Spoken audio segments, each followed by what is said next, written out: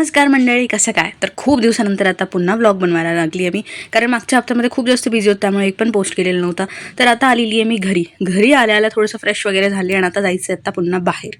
आता गाडी मला येत नाही असं नाही आहे, पण ही गाडी ना माझ्यासाठी थोडीशी न्यू आहे, कारण की ही आत्तापर्यंत मी कधीच चालवली नाही आहे ह्याच भीतीमुळे, कारण की ही थोडीशी उंच आहे आणि माझ्या याच्यावर पाय पुरत नाही. तर म्हटलं हिच्या अगोदर टेस्ट ड्राईव्ह घेऊ आपण, जर जमली तरच आपण ही गाडी नेऊ.